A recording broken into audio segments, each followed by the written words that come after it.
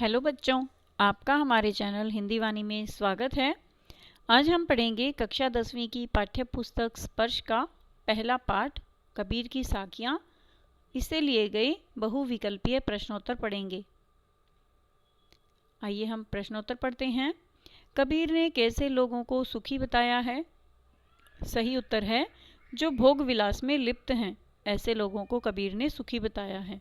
अगला प्रश्न है, सुखिया सब संसार है, जागे अरु रोवे। इस दोहे में सोना और जागना किसके प्रतीक हैं? सही उत्तर है सोना अज्ञान का तथा जागना ज्ञान का प्रतीक है। अगला प्रश्न है, विरह भुअंगम से बोरा होई।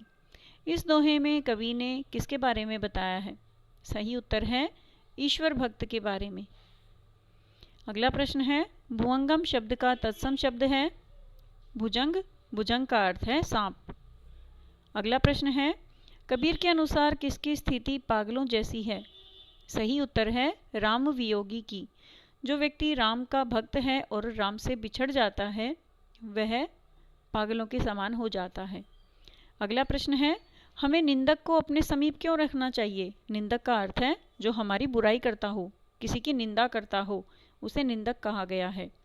सही उत्तर है ए और बी दोनों कथन सत्य हैं। यानी निंदक के पास रहने से हम प्रत्येक कार्य सोच समझकर करते हैं और निंदा करने वाला व्यक्ति हमारे हर गलत कार्य की आलोचना करेगा, बुराई करेगा, हमें बताएगा कि हमारे अंदर क्या क्या कमी है, हमारा कौन सा कार्य गलत है और कौन सा सही। इसलिए हम हर गलत कार्य करने से बच जाएंगे और हमेशा सही कार्य करेंगे। हम पंडित कब बन सकते हैं? सही उत्तर है जब ईश्वर प्रेम के कारण हमारे ज्ञान चक्षु खुल जाएंगे, यानी जब हमें सच्चा ज्ञान प्राप्त हो जाएगा तब हम पंडित बन जाएंगे। अगला प्रश्न है, पोथी पढ़ने से व्यक्ति पंडित क्यों नहीं बन सकता? सही उत्तर है क्योंकि पोथी ज्ञान तो प्रदान करती है परंतु हमारे आचरण को नहीं बदल सकती। अगला प्रश्न है, कवि दूसरों का घर क्यों जलाना चाहते हैं? सही उत्तर है वे चाहते हैं कि अन्य लोग भी मोह माया छोड़कर ईश्वर भक्ति में लग जाएं। अगला प्रश्न है, कबीर का जन्म कब और कहाँ हुआ माना जाता है? सही उत्तर है सन 1398 में काशी में कबीर का जन्म हुआ माना जाता है। कबीर कैसे कवि थे? सही उत्तर है कबीर क्रांतिदर्शी कवि थे। अगला प्रश्न है, कबीर शास्त्र ज्ञान की अपेक्षा किसे महत्व देते थे? सही उत्तर है कबीर शास्त्र ज्ञान की अपेक्षा अनुभव को अधिक महत्व देते थे। अगला प्रश्न है, कबीर के अनुसार ईश्वर कैसे हैं? सही उत्तर है कबीर के अनुसार ईश्वर निर्विकार है, ईश्वर का कोई भी आकार स्वरूप नहीं है। अगला प्रश्न है, कबीर की भाषा कैसी है? सही उत्तर है कबीर की भाषा ब्रज है परंतु उसमें अन्य भाषाओं के भी शब्द हैं, क्योंकि कबीरदास अलग अलग स्थानों पर घूम घूम कर अपने दोहों को लिखते थे, इसलिए उनकी भाषा में बहुत सी अलग अलग भाषाओं के भी शब्दों का समावेश है। उनकी भाषा को सदुक्कड़ी भाषा भी कहा जाता था और पंचमेल खिचड़ी भी कहा जाता है। अगला प्रश्न है, ऐसी वाणी सुख होई दोहे में कबीर ने किसके महत्व के बारे में बताया है? पूरा दोहा है, ऐसी वाणी बोलिए मन का आपा खोए, ओरन को शीतल करे आपहु शीतल होई। तो सही उत्तर है वाणी के। इस दोहे में कबीर ने वाणी के महत्व के बारे में बताया है। आपा शब्द का क्या अर्थ है? आपा शब्द का अर्थ है अहंकार।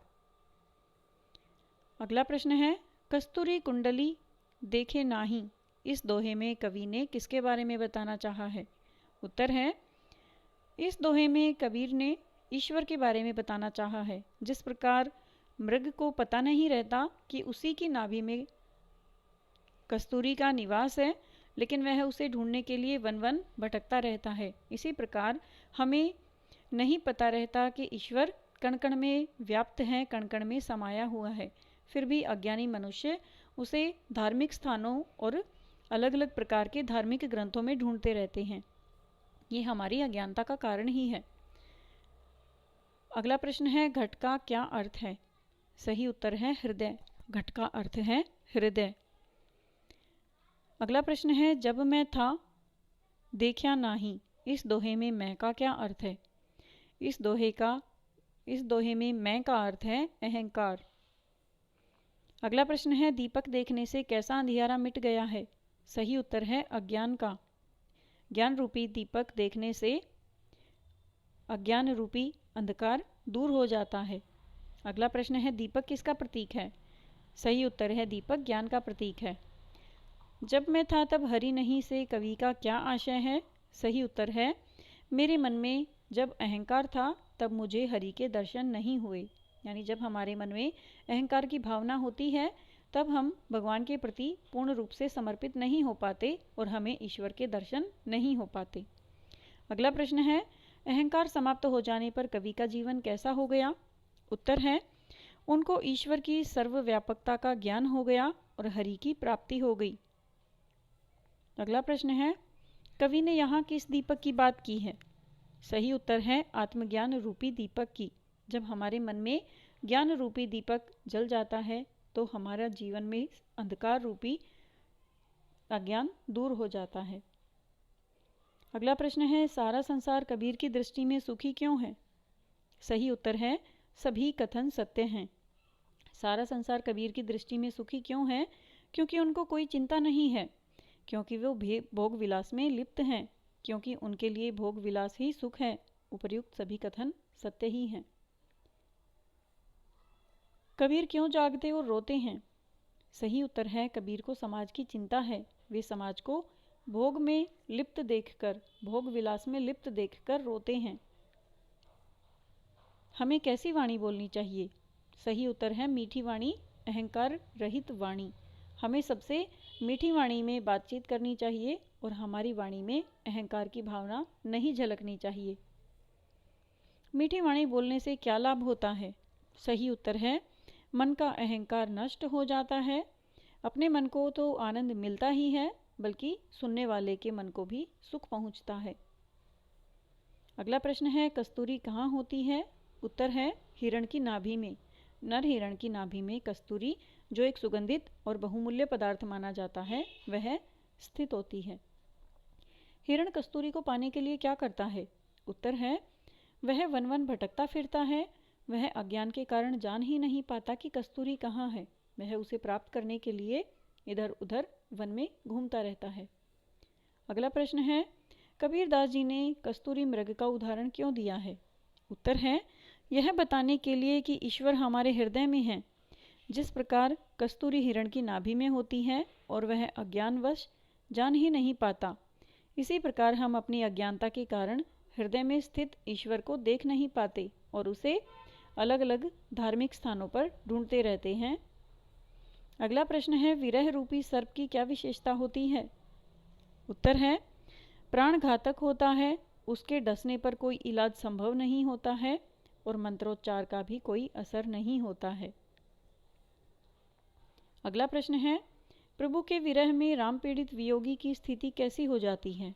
उत्तर है पागलों जैसी स्थिति हो जाती है। राम वियोगी राम के बिना जीवित नहीं रह सकता। विरह रूपी सर्प उसे अंदर ही अंदर खा जाता है। यानी राम से प्रेम करने वाला, ईश्वर से प्रेम करने वाला व्यक्ति यदि ईश्वर से दूर हो जाता है तो उसे विरह रूपी सर्प डसता रहता है और उसकी स्थिति पागलों के जैसी हो जाती है। अगला प्रश्न है, कबीर ने निंदक को अपने निकट रखने की सलाह क्यों दी है? सही उत्तर है निंदा करने वाला हमारे स्वभाव को निर्मल बना देता है। निंदा के भय से हम कोई ऐसा कार्य नहीं करते जिसके कारण हमें नीचा देखना पड़े। अगला प्रश्न है, हम अपने स्वभाव को किस प्रकार निर्मल रख सकते हैं? उत्तर है निंदक को अपने पास रखकर और निंदा करने वालों की बातों पर ध्यान देकर। यदि हम अपनी बुराइयों को जान जाएंगे तो हम उन्हें अच्छी तरह से दूर कर पाएंगे। ये दोनों ही विकल्प सही हैं। अगला प्रश्न है, जो व्यक्ति अपनी निंदा नहीं सुनना चाहता उन्हें क्या हानि उठानी पड़ती है? उत्तर है उनको जीवन में अपमानित होना पड़ता है, समाज में उनके विरोधी पैदा हो जाते हैं। यानी हम अपनी बुराइयों को तभी दूर कर पाएंगे जब हमें उनका ज्ञान होगा और उनका ज्ञान हमें निंदक के द्वारा ही हो सकता है। इस कवि और कविता का नाम लिखिए। कवि हैं कबीरदास और कबीरदास की साखियाँ हमने पढ़ी हैं। आज हम उसके ही बहुविकल्पीय प्रश्नोत्तर पढ़ रहे हैं। पोथी पढ़ने से पंडित क्यों नहीं हुआ जाता?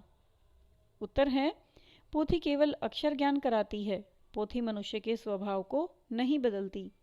यानी किसी पुस्तक को पढ़ लेना एक बात है और उसको व्यवहार में लाना, उसके ज्ञान को व्यवहार में लाना दूसरी बात है। हम केवल किसी धार्मिक पुस्तक या ग्रंथ को पढ़ लेंगे तो पंडित नहीं बन सकते, ज्ञानी नहीं बन सकते, बल्कि हम उस ज्ञान का अपने जीवन में प्रयोग करेंगे, तभी हम पंडित या ज्ञानी कहलाएंगे। अगला प्रश्न है, कबीर के अनुसार कौन पंडित बन सकता है? उत्तर है, जो परमेश्वर के नाम को अपने हृदय में धारण कर लेता है, जो सार तत्व को ग्रहण कर लेता है, वही पंडित बन सकता है। अगला प्रश्न है, घर जलाने से कबीर का क्या आशय है? उत्तर है, अपने मन से मोह माया को निकालना, अपने को ईश्वर भक्ति में लगा देना, यह घर जलाने का प्रतीक है। अब घर जालो तास का, जो चले हमारे साथी, पंक्ति का क्या आशय है? उत्तर है, कबीर भगवत भक्ति का आनंद अकेले ही नहीं लेना चाहते, वो चाहते हैं कि संसार के सभी लोग भगवान की भक्ति का आनंद लें। कबीर उन ईश्वर भक्तों को भी इसी मुहिम में शामिल करना चाहते हैं जिन्होंने अपने हृदय से मोह माया को निकाल दिया है। वे सबको सच्चा ज्ञान प्रदान कराना चाहते हैं। रामवियोगी का जीवन कैसा हो जाता है?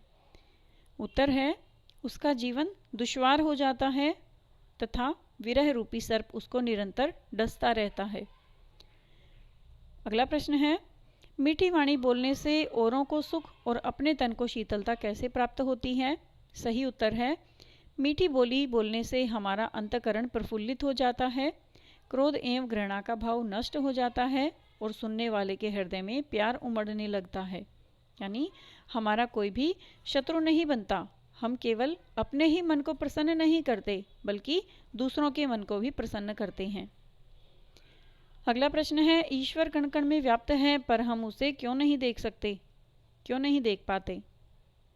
उत्तर है, हम अज्ञानता के कारण ईश्वर को इधर उधर ढूंढते रहते हैं। ईश्वर प्रत्येक जीव के अंतःकरण में निवास करता है, हृदय में निवास करता है। मनुष्य अपने अंतःकरण में झांक कर देखेगा, तभी ईश्वर मिलेंगे। अगला प्रश्न है, संसार में सुखी व्यक्ति कौन है और दुखी कौन है? उत्तर है, जिसे किसी प्रकार की चिंता नहीं है वह सुखी है। संसार में फैली अज्ञानता और मनुष्यों को मोह माया से ग्रसित देखकर जो चिंतन करता है वह दुखी है। कबीरदास ने अपने आप को दुखी और संसार के लोगों को सुखी बताया है। अगला प्रश्न है, अपने स्वभाव को निर्मल बनाने के लिए कबीरदास जी ने क्या सुझाव दिया है? उत्तर है, निंदक को अपने पास रखने का सुझाव दिया है। ऐसे कार्य करना जिससे निंदक को आलोचना का मौका न मिले। अनुचित कार्य न करने से हमारा स्वभाव निर्मल हो जाता है। यदि हमारी आलोचना करने वाला व्यक्ति हमारे समीप रहेगा तो वो हमें यह बताता रहेगा कि आपको कौन सा कार्य नहीं करना चाहिए या आपके स्वभाव में कौन सी बुराई है, और फिर उसे हम दूर कर पाएंगे और हमारा मन निर्मल हो जाएगा, हमारा स्वभाव निर्मल हो जाएगा। अगला प्रश्न है, एके आखर पीव का पढ़े सु पंडित होई, इस पंक्ति द्वारा कवि क्या कहना चाहता है? उत्तर है, परमेश्वर से किया गया थोड़ा सा साक्षात्कार भी व्यक्ति को प्रभु प्रेम में मस्त बना देता है। सच्चे हृदय से प्रभु का स्मरण भक्त को भक्ति में लीन कर देता है। अगला प्रश्न है, उम्मीद है बच्चों आपको अभ्यास के ये प्रश्नोत्तर समझ में आ गए होंगे।